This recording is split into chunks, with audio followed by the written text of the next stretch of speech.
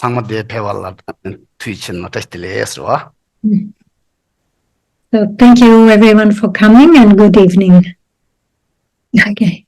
Okay, so Geshe started tonight by reciting a verse of Master Nagarjuna from the Precious Garland that says, for as long as I grasp the aggregates to be truly existing, for that long they will be self-grasping. For as long as there is self-grasping, I will continue to take rebirths in cyclic existence. So it's a very important verse with a very important message. We are fortunate disciples that we have this opportunity to study the Lam Rim. The main subject matter of the Lam Rim is the three principal aspects of the path of renunciation, bodhicitta, and correct view. Or another way of presenting it is all the paths of the three individuals. So we have the paths shared with the individual of the small scope, shared with the individual of the middle scope, and the paths of the individual of the great scope. Following these paths and the practices of those paths, gradually we come closer to the state of omniscience. Having reached there, the next step is to actually engage secret tantra. Secret tantra is something which is proven to be part of the Mahayana teachings, and we will see that in the Lam Rim there is often mention of secret tantra. There are many quotations from Guhya Samaja, from He Vajra, and from other tantras. So important thing to keep in mind in the context of the Lam Rim is that, of course, we need all three. We need to have renunciation, we need to have bodhicitta, we need to have correct view. Renunciation on its own, alone, is not enough to reach the state of enlightenment.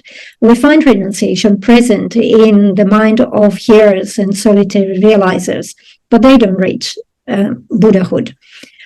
Also, if you add the generation of bodhicitta on top of the mind of renunciation, again, you become a bodhisattva from the Mahayana path of accumulation onwards up to the 10th ground, the end of the continuum. Those bodhisattvas, they have renunciation and bodhicitta. However, they don't reach the state of omniscience just with that.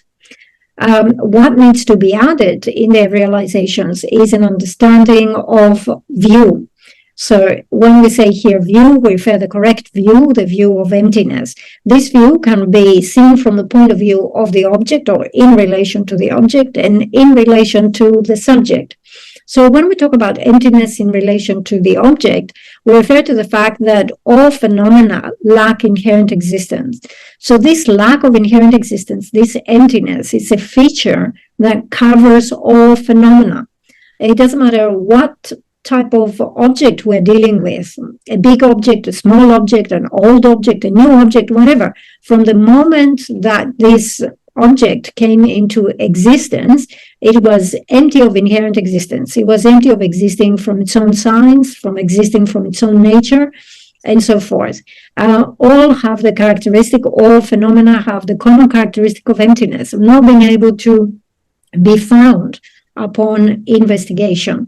So, very important to generate or also cultivate that realization of emptiness, which we have the opportunity to do through our study of the Lam Rim. We will hear, reflect, and meditate on emptiness. And this is how we will cultivate calm abiding and special insight, and the concentration that is the union of calm abiding and special insight. We will cultivate emptiness through the 5 paths, and eventually from the path of seeing onwards, we will have the direct realization of emptiness.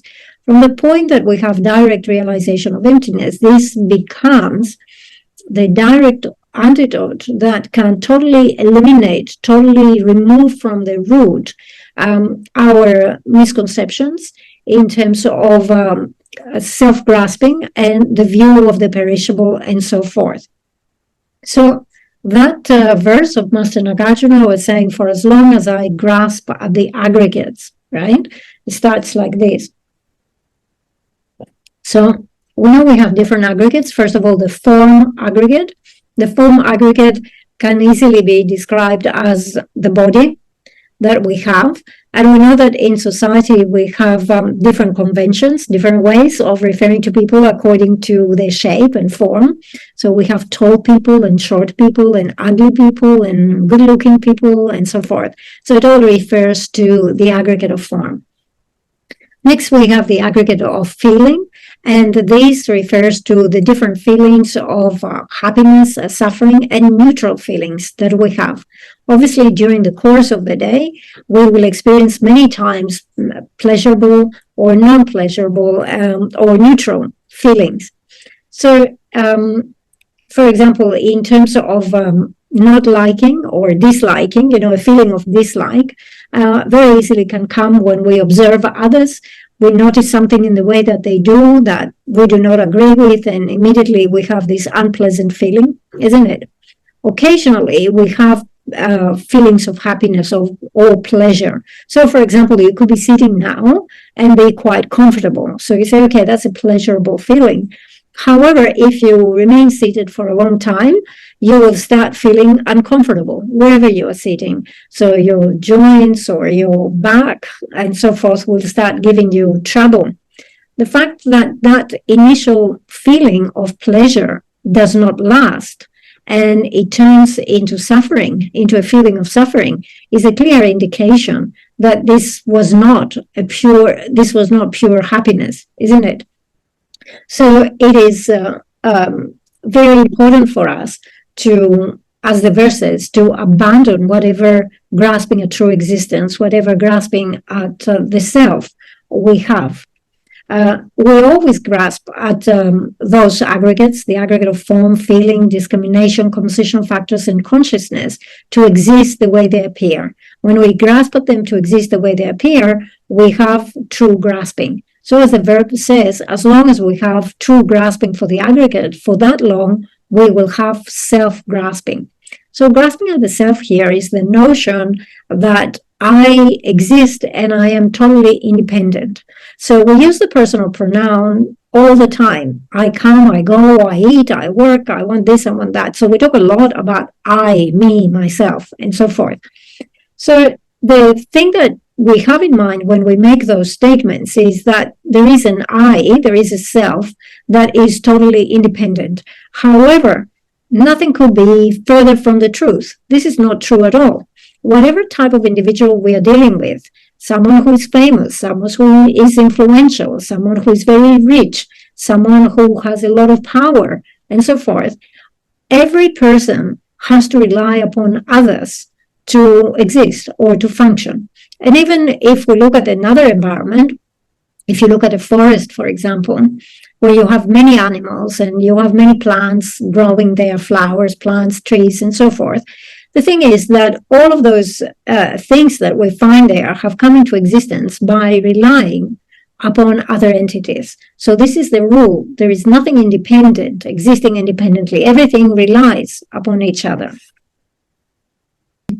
Okay, so we're going back to the verse, summarizing that verse from Master Nagarjuna from the Precious Garland that says, for as long as I grasp at the aggregates as being truly existing, for that long I will have self-grasping. And for as long as I have self-grasping, I will be forced to take other rebirths. So obviously, when we focus on our own aggregates and we think that they truly exist, we generate the view of the perishable. Due to the view of the perishable, we accumulate karma. That karma can be meritorious, non-meritorious, or immovable karma. When we come at the time of death, this karma, whatever is the strongest, will be activated through craving and grasping. And if meritorious karma is activated, this will lead us to a good rebirth as a human or as a god. But in the case of non-meritorious karma being activated at the time of death, then we will end up taking rebirth in the lower realms. So if we're not capable of generating the direct realization of emptiness, it means that we cannot abandon the cause of suffering. And if we cannot abandon and eliminate the cause of suffering, it means suffering will keep reappearing, and actually suffering will keep coming on us, at us, like big waves of water, one after the other.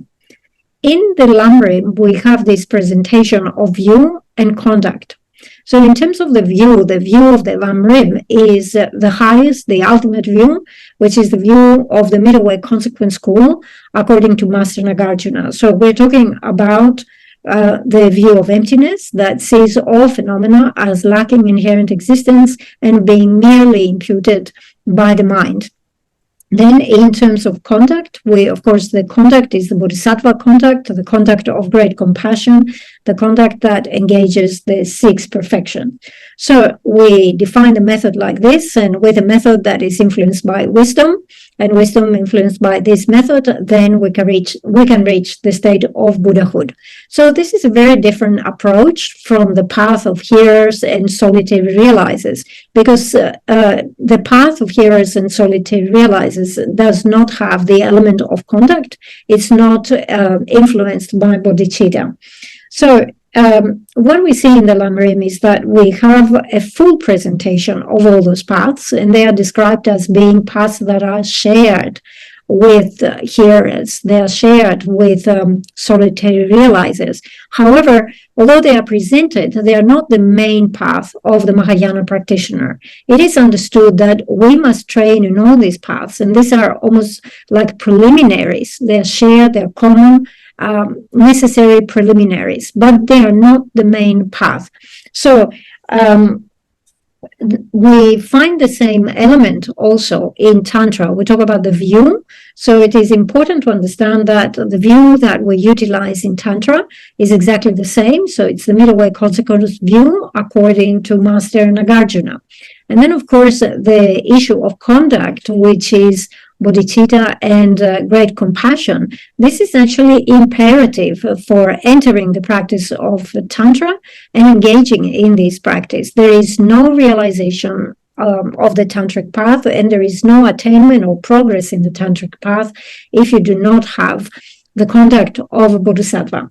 So keeping this in mind, it is important to make sure that we begin training in all these aspects from right now. Often there is the tendency to procrastinate and say, oh, today I'm very busy, I don't have time, tomorrow I'll do some of this training tomorrow. But if we keep thinking like this, there is the great danger of actually missing out on all the training and eventually becoming separated from Dharma practice.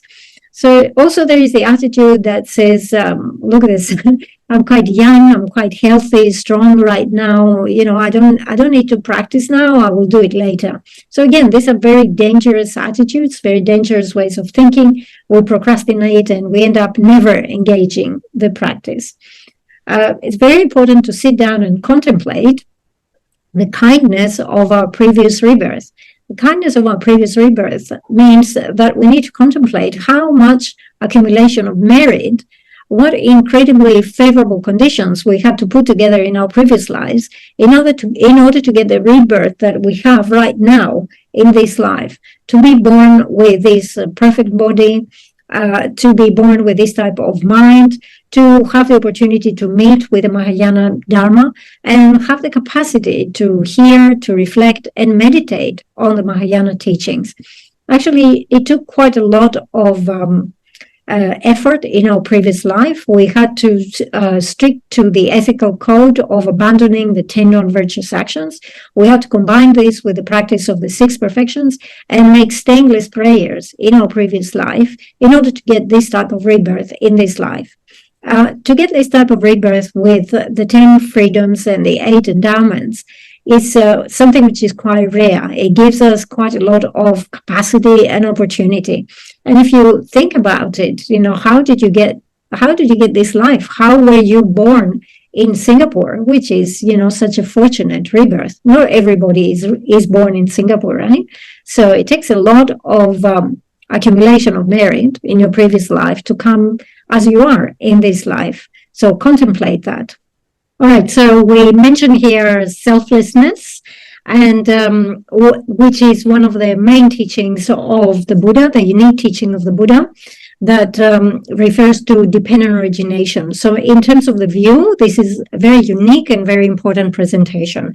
In this world, we have many philosophical and religious systems. However, this presentation of Buddha Shakyamuni of dependent origination is very important and unique.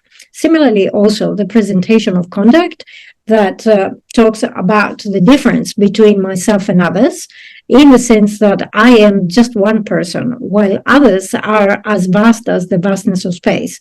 And therefore, it is very important that I let go, I sacrifice, or I let go of working only for my own purpose, and I seek to establish the benefit of others. Again, this presentation on conduct, it is unique. When Buddha Shakyamuni first became enlightened in India and talked about those things, the Tirthikas, the non-Buddhists, were amazed, very surprised to hear about those things, to hear about bodhicitta. It was a concept that was very foreign to their minds. So we mentioned the aggregates here. So it's very important to focus upon our 5 aggregates and look at their lack of a self. So we talk about the selflessness of the aggregates. We talk about the lack of inherent existence of the aggregates.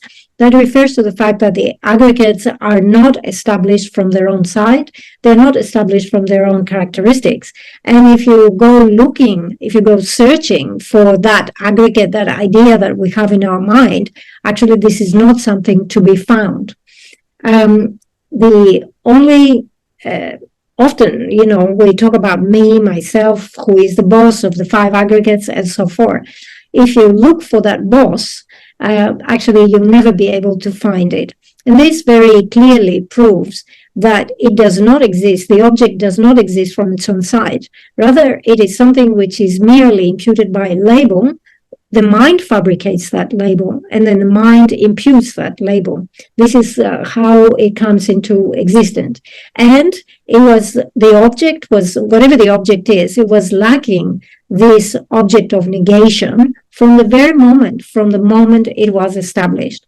So when we refer to that in terms of various phenomena, such as we say here, the 5 aggregates, phenomena other than the person, this refers to the selflessness of phenomena. Then when we identify all these things in terms of the individual, of the person, we're talking about the selflessness of the person. So the person lacking inherent existence, the person not being established from its own side, not established from its own characteristics, not being something that you can find upon investigation. So again, all this is the selflessness of the person. So as you see, we talk about selflessness of person, selflessness of phenomena. In both cases, the object of negation is exactly the same. The emptiness, the lack of inherent existence is exactly the same. The only thing that differs is the basis that is characterized by that lack of inherent existence. In one case is phenomena, and in the other case is the person. So there's quite a lot of discussion and debate in various texts, you can see, in terms of what is the order of recognizing emptiness. Like, do you have to realize the emptiness of phenomena first and then follows the emptiness of the person, or vice versa? What is the correct order? Actually, until you reach the state of enlightenment, you cannot make a clear statement about those things. We see even with the great masters, Nagarjuna, Sangha, Venerable Manjushri, and so forth. Only when someone reaches the state of enlightenment, they can decide, they can declare what is the correct order. And that happens when you abandon all knowledge obscurations. So, and at that point, when you reach the state of Buddhahood, you will have complete understanding of all phenomena. You will be able to see the nature of all phenomena very clearly, like an object that you hold in the palm of your hand. That is the meaning of the 2 syllables in the word Buddha, which is Sangye. Sang refers to the complete purification of those knowledge obscurations, all afflictions and so forth, but knowledge obscurations. And the Ge refers to expanding your awareness or eternalizing your understanding of all phenomena. So we talk about emptiness, and emptiness is something which is considered to be very important, whether you're following the Sutric path or the Tantric path. If we were to present this in the formal presentation, we would say, okay, let's take my body as the object of investigation. It does not truly exist because it is a case of dependent origination. So emptiness here is the ultimate truth. it's important to have a correct understanding of emptiness and see that the object that is empty of something is not actually emptiness. All right. Geshe said that a lot of times, especially earlier on in the West, there was this idea that whatever is empty is emptiness. And people kept talking, when the subject of emptiness came up, people kept saying, it's like the house that is empty. Okay. When you say the house is empty, obviously there is an object of negation there, isn't it? What you are negating when you say the house is empty, you're negating that the house is full, right? When you say the cup is empty, you are negating that the cup is full. All right.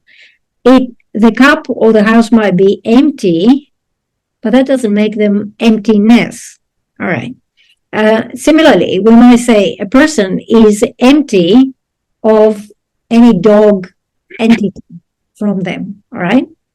So we have there could be many things that are negated, many things that are lacking, that are missing. Okay. But you cannot confuse all of this with emptiness. When we refer to emptiness, we talk about a specific object of negation.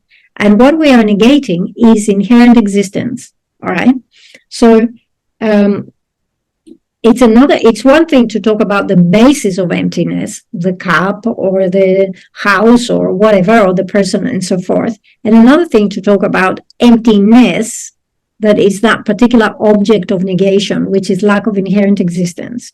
If you contemplate, if you somehow get stuck in this idea, the house is empty, and if I contemplate this will lead me to an understanding of emptiness, this is wrong, because your object of negation in that case is full, is not inherent existence. Okay.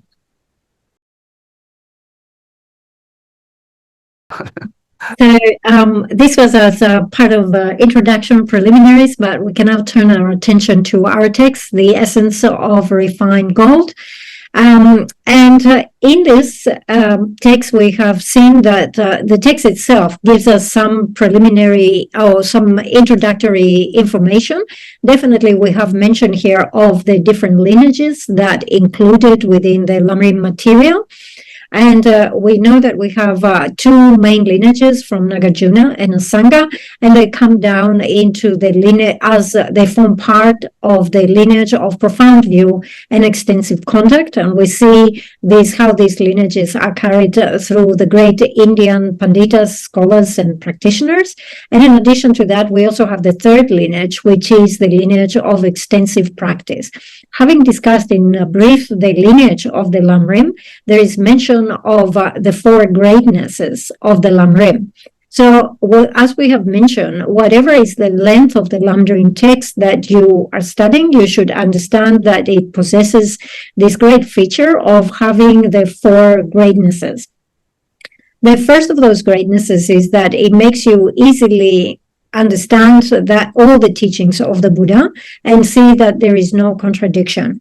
We know that the teachings of the Buddha and the great masters are extremely extensive. The Prajnaparamita text, the text by Master Nagarjuna, by Master Asanga, and so forth. They are incredible texts. They are the classics. However, they are very vast and very difficult for us to navigate. The Lam Rim offers a summary and consolidates the main point, both in terms of words and in terms of the meaning. Geshe was saying that often we recite the sutras, right? And when you do sutra recitation, of course, we read the sutras. This contributes to your accumulation of merit. But many times it just becomes like a repetition of words such as correct, pure, tathagata, tathagata, tathagata. Every second word is a tathagata, which is amazing. It's very good for your accumulation of merit, but the meaning is there. But it's very difficult for us to actually extract the meaning, to engage the meaning, right? However, if we rely on the Lam Rim, as we say, it summarizes the meaning of all the scriptures. In addition to that, it presents a path that is a graduated path to enlightenment, that is the path of the three scopes or the three individuals. So in the Lam Rim, first of all, we begin with the path that is shared with the individual of the small scope. And in that case, in that type of individual, we see that the main practice is the practice of maintaining ethics, morality of 10 virtuous actions by abandoning the 10 non-virtuous actions. The individual of the small scope has recognized the suffering that comes with the rebirth in the lower type of existence, and very terrified by this, they really wish to obtain a higher rebirth as a human or a god. So in a sense, you could say that they have a measure or a portion of renunciation because they do not want to have anything with the three lower types of migration. However, the measure of renunciation they have is not the complete full renunciation that is presented in the three principal aspects of the path, because that renunciation that is part of the three principal aspects is renunciation that looks and recognizes the entirety of samsara as being in the nature of suffering, and understands that as long as there is self-grasping, that becomes the cause for creating every type of suffering and trouble within cyclic existence. So that's a different level of renunciation. That's correct sense of renunciation. Okay, so as we say in the Lam Rim, we have a graduated presentation of the paths of the three individuals, the small scope, the middle scope, and then, of course, the great scope. The individual of the great scope is motivated by the thought that says, wouldn't it be nice if all sentient beings were free of suffering and the cause of suffering, if all sentient beings were to reach the state of Buddhahood? And in addition to that, it thinks, I would make this happen. I might, by myself alone, I will achieve this. So it is a presentation here that consolidates the meaning of all the teachings in terms of words and meaning. It presents the three paths, the three scopes of the paths of the three scopes, and it has a presentation also of emptiness and the practices of the six perfections. Okay, all right, let's get back into our text. The Geshe has talked for quite long, so I have to summarize. Okay, we're talking about the qualities of the spiritual teacher and the student. So it says, consider the beneficial effects of hearing or teaching the Lam Rim even once. An understanding of Buddha and his teachings arises, and by means of pure attitudes and application, the person who is a vessel suitable for Dharma collects benefits equivalent to those gained by having heard all the words of the Buddha. So it is a very important sort of like paragraph. The important thing to keep in mind here is that the essence of refined gold is quite a summarized Lam Rim. So there is mention of listening with the right attitude and then having the right application. And obviously here we are referring to those unmistaken teachings, listening to unmistaken teachings that have come from Buddha Shakyamuni and have been transmitted to us through unbroken lineages. They have been tested and settled by the great masters, Nagarjuna and Asanga, and they have been found to be without any mistakes, to be perfectly correct. If someone relies on these types of teachings, one will definitely reach the state of Buddhahood. The realizations gradually will develop. It says here that we need to engage those teachings with the right motivation. In the Lam Rim, we have a very extensive presentation of this that says that if the teacher gives the teachings with the right motivation, there is a list of 20 benefits that are derived. And similarly, when the students listen to those teachings, receive the teachings with the right attitude, again, they develop 20 benefits. They derive 20 benefits. The most important thing for the teacher is that they give these teachings with the right motivation. And the motivation should be to benefit the student, to bring about the benefit of the students, not just in this life, but in future lives. So when we say to benefit the students, this actually refers to changing the mind of the student. And changing the mind of the student means helping the student to get rid of and to overcome whatever negativities and negative tendencies they have in their mind, turn their mind into something virtuous so that you can see that you prepare the student so that they can enter a path that eventually will reach the state of Buddhahood. So when the correct teacher is teaching, a proper teacher is teaching, they don't do it for the sake of some small benefit, like for the sake of like some temporary benefit or a little bit of money and so forth. Unfortunately, these are things and attitudes that we observe in society. These things happen.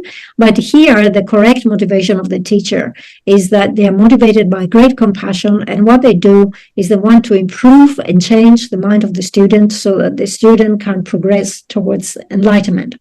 I'm going to grab my copy of Lam Rim and just read you the quotations that Geshe read on this subject. So they are on the first volume, and it talks about how the teacher, Okay, so if you have Lam Rim on the first volume, if you can go to page 63, it is, we have the second subheading, how to explain a teaching in which both the teaching and its author are great. There are 4 parts to the explanation. First one, contemplating the benefits of explaining the teachings. Number 2, developing reverence for the teacher and the teachings. We know that the teachings come from Buddha Shakyamuni, so we need to develop some respect for that.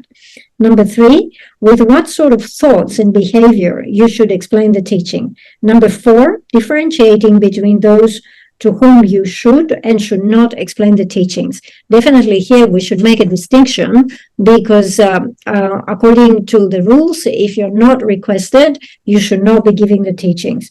So first of all, in terms of contemplating the benefits of the teaching, then it is very beneficial to impart the teachings without concern for worldly things, profit, honor, fame, and the like. For, as the exhortation of the wholehearted resolve says, Maitreya. So the Buddha is talking to Maitreya, and he says, Maitreya, there are 20 benefits of the generosity with which you give a gift of the teachings without concern for material things, profit, or honor. So we know there are 4 types of generosity, and generosity of Dharma is one of them. So giving properly the teachings is an act of generosity. So there are 20 benefits if you give it like this. What are the 20? They are as follows. First of all, you will have to to have recollection. So the first of the benefits is recollection. So recollection is very important. So recollection is the same word as mindfulness. And these days, mindfulness courses, mindfulness about this, mindfulness about the other has become very popular. The way that we use mindfulness or recollection in Buddhism is different. So in Buddhism, when we present the 4 types of mindfulness, which is mindfulness of body, mindfulness of feelings, mindfulness of mind, and mindfulness of phenomena, this whole presentation is based on the 4 Noble Truths. So the modern way use, New Age or modern, not New Age, but modern use of the term mindfulness is very broad. So often they present this by saying, even though you are rich, even though you have everything, nevertheless, you are unhappy. So to overcome every type of unhappiness, you should cultivate mindfulness. There is a lot of truth in this sentence because, for example, there are people who are quite wealthy. And when you're wealthy, you do not have to worry about material things. You don't have to worry about necessities. However, instead of being relaxed and happy, you find that you still have the same old problems. You have problems with attachment. You have problems with hatred. You have problems with stinginess. You don't want to give money to others. You are upset about this and the other. You look down at others. So you have problems with your pride and so forth. Okay, so the thing is that in a sense, having all this money is not providing you with happiness. So Geshe was saying, it doesn't matter how rich you are. When you go to a restaurant, you will eat what other normal people also eat. So you will eat vegetables, something cooked out of vegetables and meat or whatever, right? Nobody eats gold or silver. You eat vegetables, you eat meat, you eat, whatever the dish is made of. Everybody eats that. Okay. So, of course, these days, talking about food and special food and mindfulness, there is this obsession in the West about special foods, high power and high potency foods that will help your recollection, memory, and so forth. Okay. important thing here, we're talking about qualities that you develop if you give the teachings in the correct way. And we say the first of those qualities is recollection. What recollection do we need to have? It's recollection of the Dharma, recollection of the pure Dharma, knowing what you want to practice, having recollection, understanding of the Lam Rim, of secret Tantra, and being able to listen to the teachings, and then on the basis of this listening, develop the wisdom derived from listening, then the wisdom derived